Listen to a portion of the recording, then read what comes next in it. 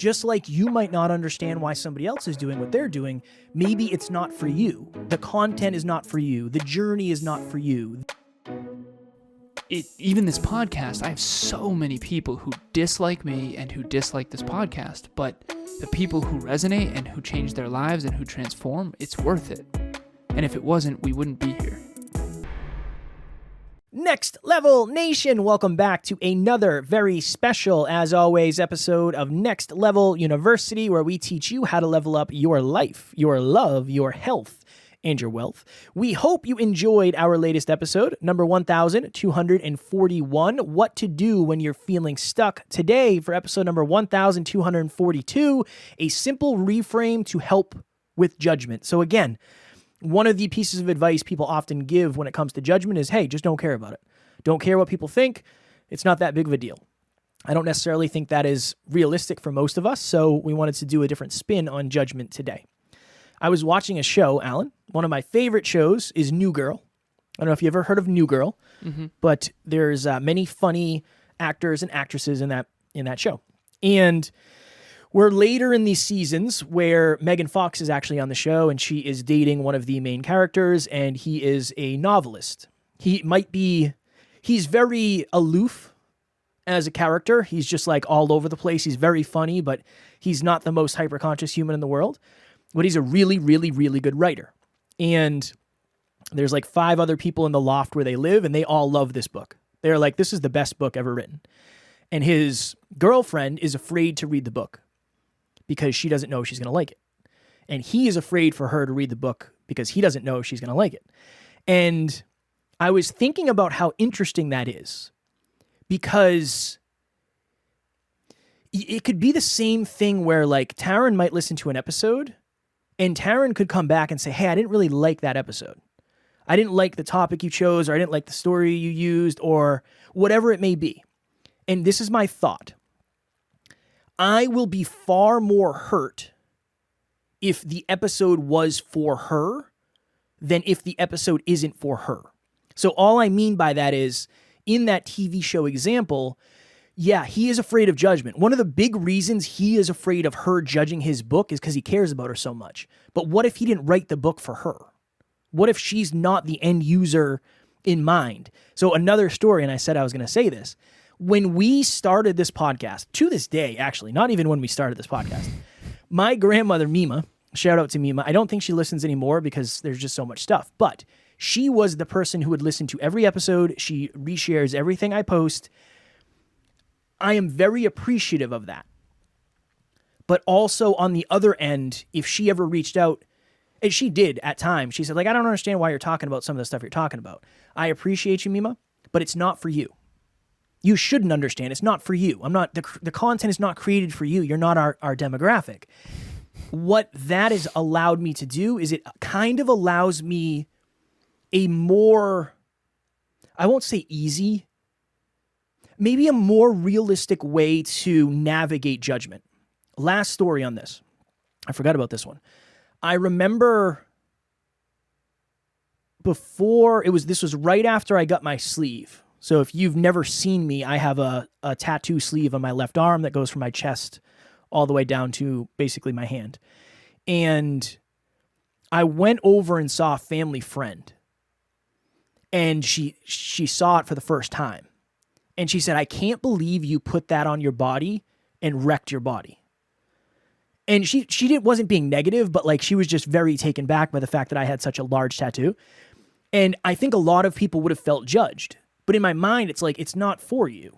Like, of course you wouldn't understand. You're older, from an older generation, which thinks I can't get a job if I get a tattoo like this, which thinks if I have a demon on my arm, which I do, like I'm some sort of, biker or something like that. Nothing against you if you're a biker.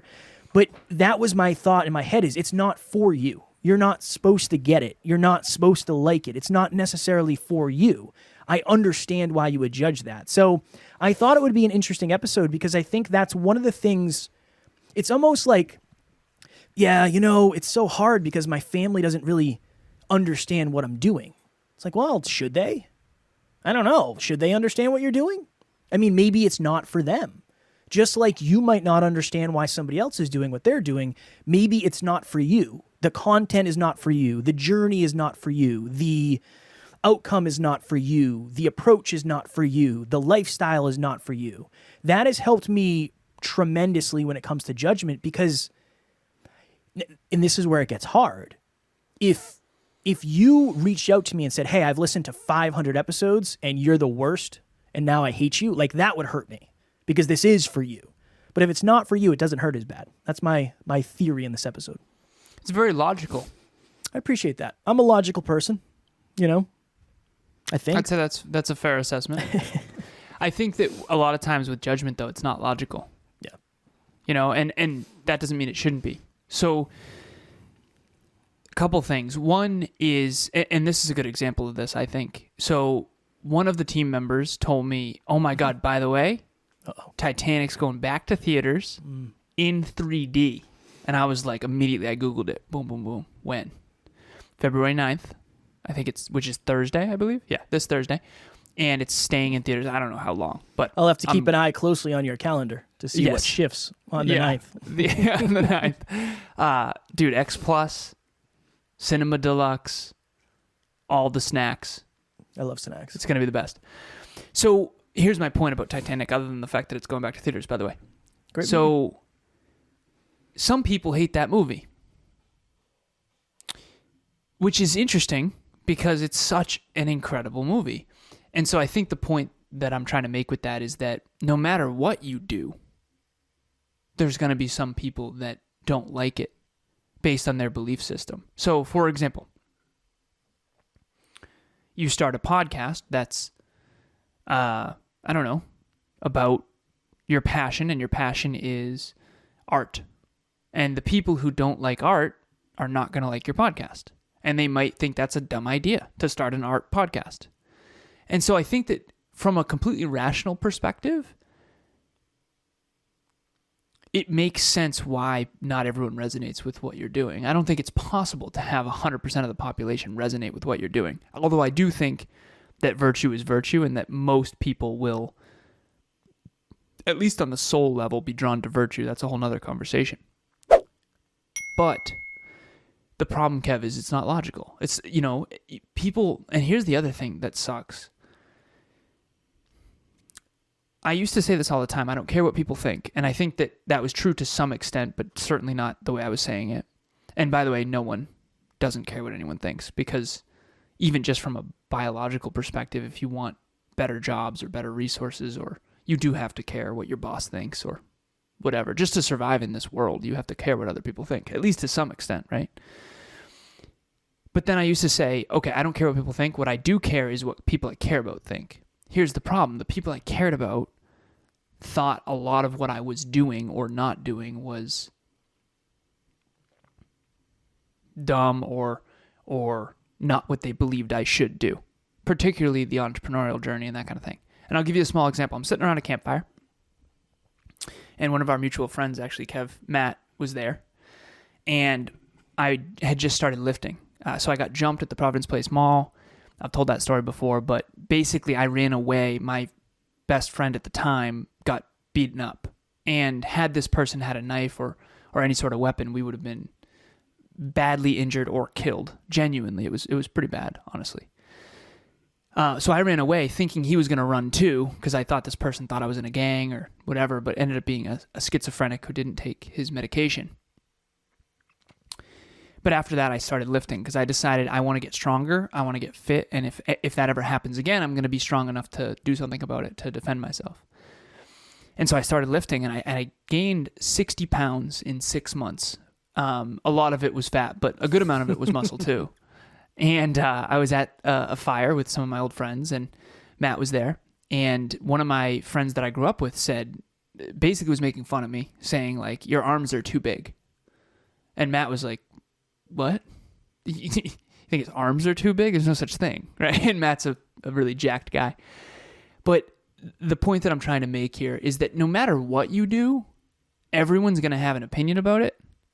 Everyone. Even if it's unconscious, they have an opinion about it. They have a judgment about it. And this is the thing that I think is really dangerous about this whole idea of don't judge other people. I think don't judge people based on only biases or first appearance. Like, don't judge a book by its cover. It's like, no, of course not. Don't judge the entire book by the cover, but whether or not you buy the book is probably based a little bit on the cover. And I think that that's a realistic, accurate depiction of what human beings do. But you have to make a judgment call. And so here's my point. And I've tried to work on this a lot in my 30s. I want to try to see things in vice and virtue, and it's never all a 1 or a 0. It's not like that's a good person or that's a bad person. It's never like that. Instead, it's what part of the spectrum are they in, and how close to center, aka virtue, are they in this context with this goal. And that's kind of the new way that I like to think. And so if you're out there listening to this, no matter where you find yourself on the spectrum, by definition, there's going to be a bunch of people who judge it and who are not at that same part of the spectrum, you know? So let's say I said I'm a multimillionaire and I'm technically not, although in some ways I guess I am considering NLU's growth rate. But some people are going to think that's awesome. Hell yeah, congratulations. Other people are going to be, oh, must be nice, and like think that I'm greedy or something. So no matter what you do in this life, the only way you avoid judgment is to basically not do anything, not become anything, stay small, stay unseen, stay unheard. And that's no life. That's being stuck. And we talked about that in the last episode. So it's a good reframe, and I appreciate the logic and rationality. I think that for people, I know some people that are crippled by judgment, and I definitely have been there. I think it's one of the most challenging parts of the human condition, is that the people you love most actually are the ones who are the most disagreeable. It's really difficult. And you've been fortunate enough not to have a ton of that, Kev, because of two things. One, I think you grew up in a home of low judgment overall. Yep. And then number two, people were scared that you were going to fight them. Well, that's probably part of it. I don't know why. I was really nice. I was a really nice kid. I don't know why people thought that, but I do remember. The tattoo. I'm kidding. Well, long before the tattoo, I was getting the tattoos. I was getting a lot of that. I don't know. I trained martial arts. I guess that's it. Even though, definitely, trust me, the people I was training martial arts with were kicking my butt. So, if you saw me training martial arts, you might think differently. I think it's important to try to logic emotional things. Yeah, you know, same. and people do. It's what is the thing that you'll hear often when somebody's going to someplace new and they're going to try something? It's like, you're never going to see these people again. Like, that's just logic. That's ultimately trying to logic your way through an emotion. What I've seen, though, is for most people, it's almost like I think there's a big difference between support and approval. I think. Tara and I had a really good conversation last night. We were having some deep talks. And we were talking about love languages and what fills our cup. And I said, I'm really grateful for the fact that you give me such words of affirmation about how proud you are of me.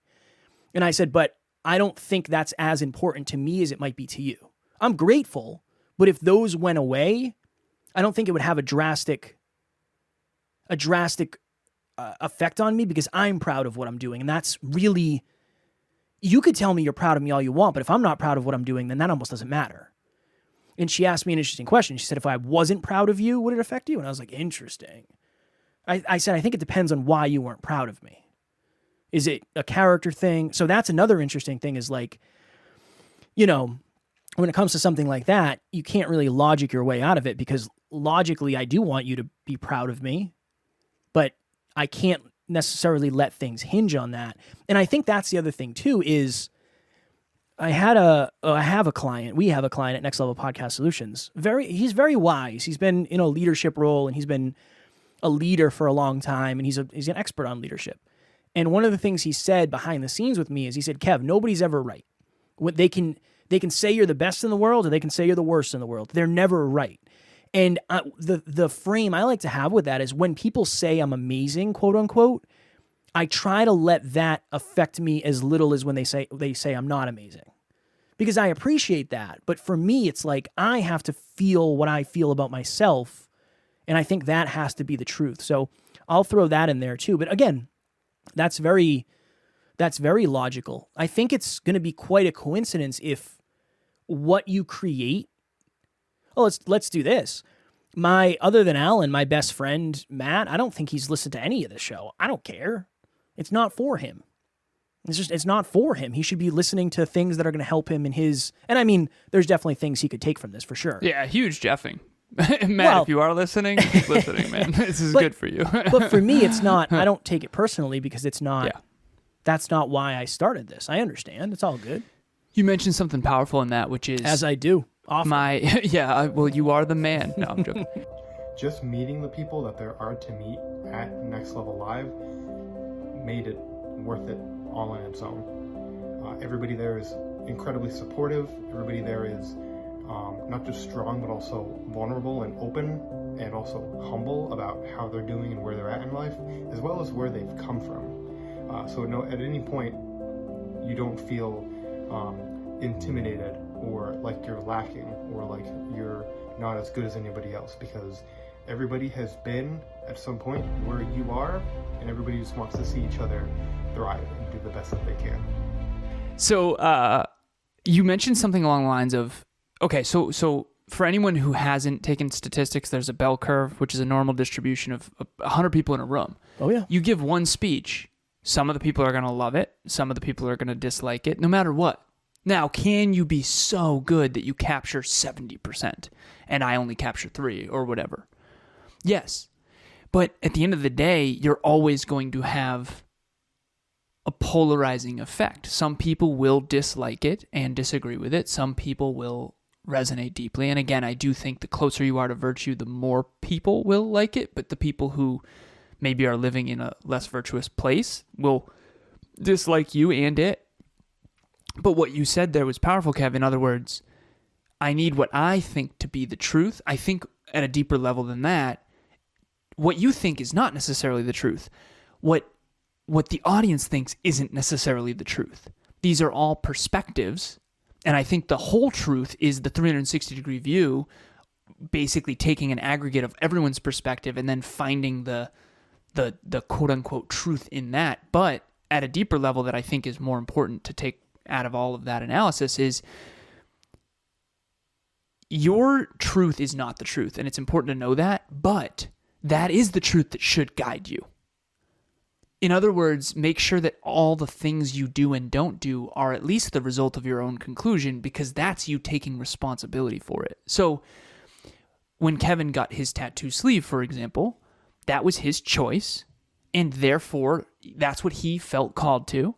And now you have to deal with the repercussions of whether or not that was a positive or negative choice in your own life in the context of what you value. And I think that you can learn from other people and you can take their perspectives in, and I think you should. But you have to understand, does this person actually know who I'm speaking to and why? And I'll give actually a tangible example of this. So Kevin and I went to speak in Milwaukee, and there was a middle schooler who was on the news essentially sharing her story because she said podcasters came in and inspired her to do that. And I showed Emilia that news video yesterday, and I joked and I said, I took a beating for that. I was just kidding. I didn't take a beating, but we gave a training that didn't go so well. The point that I'm making, though, is that who do I listen to? Do I listen to the juniors and seniors who didn't like our speeches? Or do I listen to the middle schoolers who loved it and were super open to it and who actually changed their lives in some ways? It all depends on, and then who do you listen to more, right? Because there were some people who didn't like Kevin and I. There are some people who loved Kevin and I. Is it worth it? That's what you got to ask. Is it worth it? And to me, that was worth it. And even this podcast, I have so many people who dislike me and who dislike this podcast, but the people who resonate and who change their lives and who transform, it's worth it. And if it wasn't, we wouldn't be here right now. So you're never going to get to a place where judgment doesn't affect you, but you can allow it to affect you in the right way, and you can make sure that it doesn't stop you from your calling. It's good to know going into something too. I think the older you get, or I guess maybe the more familiar you get with your comfort zone and how things affect you. So I'm planning on getting my hand tattooed, and I want to get the cats. I told Taryn, I was like, when we get the cats, I was like, I want a hand tattoo. Well, she actually wanted me to get one. She's like, I think you'd look really nice with a hand tattoo. And I was like, thank you. But that's going to be painful and it's going to cost money. But after we got the cats, I was like, I really want to get a hand tattoo of the cats. Like, I love the cats. They're my boys. I want to show them off. But I have had thoughts of like, some people will look at me and automatically assume I am something. Insert whatever their perspective is. But I also know, and I know this to be certain, there are some people who will see me and automatically think, wait, that dude who has a full sleeve has cats on his hand, like it's going to be the same thing. He must be some type of something, but maybe in a potentially positive way versus a negative. So that's kind of something I'm trying to do more and more, is logic my way through emotion. And I think that's what I'll end this episode with. Is that something that you feel called to? The hand tattoo? 100%. Yeah. Well, then I wouldn't do it.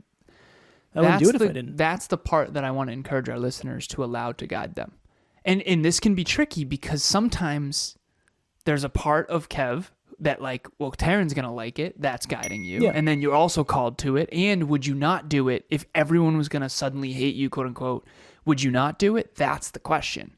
And that's a philosophical question for all of us. And I think the part that it's all true and it's all valid and all the judgments matter. It's just they should not matter in equal proportion. They shouldn't. Yeah. You know, what Taryn thinks, what your wife thinks should not matter equally to some stranger on the internet. And unfortunately, and I see this all the time with my clients, the stranger on the internet who makes a negative comment gets more attention than the person's partner and that kind of thing. And I think that's human nature to some extent. But yeah, powerful episode. I enjoy it. I enjoyed this.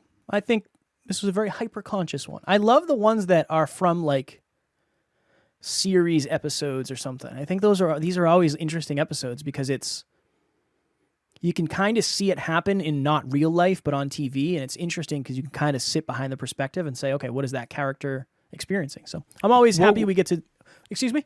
I'm sorry, sir. You go ahead. For the listeners? Yeah. What would you do if you really, actually, genuinely were not afraid of what anyone would think of it? In terms of just No, anything? I'm not. I'm just asking. It's a philosophical question for the listeners. Oh. But yeah, for the audience. Is there anything? This is a better question for you, Kev. I know we got to go. Is there anything that you would do that if no one were ever going to judge it negatively, is there anything more that you would do? Oh, I'm sure. Yes. Do I know what it is specifically? Not off the top of my head, but I would say... I think that's an interesting thing to contemplate. Yeah, I think that's a powerful question to ask. Yeah, what would you do if no one was ever going to judge it? And at least now you know the level at which judgment is holding that back. Yeah, it's a great question. Philosophical. Next Level Nation, April 1st, 2023. I'm getting excited about this. We are having our second annual Next Level Live. Again, in the past, we have brought on speakers and we have brought on presenters. This time, it is going to be just next level. So it's going to be Alan and myself on stage, but also in the audience because I want it to be something that is a very inclusive. I want there to be a lot of opportunity for participation because I think that's where change happens. I think if you're coming to something where you transform, it's not just you sitting there in a chair getting spoken to for however many hours. There's some experiential stuff in there too. So join us April 1st, 2023, 50 tickets. We want you to be there. Link will be in the show notes. If you've ever considered peak performance coaching, now is the time. I have some spots available. I actually had a hell of a roster for quite some time, and now I actually have a little bit of space, which is great. I think I'm still at like 25 plus clients, but the point that I'm making is if you feel stuck or directionless, the purpose of peak performance coaching is to decide exactly what it is that you want. Most importantly, I'm going to help you reverse engineer how to actually do it. And then the tail part of that is track your habits so that you can stay on the train tracks toward that thing. That's really what it is in a nutshell. Number one, decide what you want, exactly what you want, okay, for your future. Number two, I'm going to help you reverse engineer exactly how to manifest that, how to make it happen. And then number three, keep you on the rails and improve the train tracks along the way. So peak performance coaching, if you've ever considered it, please reach out to myself. You can actually book a free call at the link in the show notes, or you can reach out to me on WhatsApp, email. My email address is in there, or you can reach out on social media, Facebook, Instagram, LinkedIn. Any of those will work. Just say, hey, I'm interested in peak performance coaching. We'll jump on a free call. I'll run you through exactly what I do with my other clients. I'll show you the tracker, the habit tracker, and we'll be off to the races. Boom. Next Level Nation tomorrow for episode number 1243, I believe. How to build more trust in your relationships. So we did a meetup on this, something similar to this, and I figure not everybody obviously is able to attend the meetups because there's different time zones and work restrictions. So I figured we haven't talked about relationships in a minute on the show. So we are going to do an episode on that. As always, we love you, appreciate you, grateful for each and every one of you. And at NLU, we do not have fans, we have family. We will talk to you all tomorrow. Please reach out.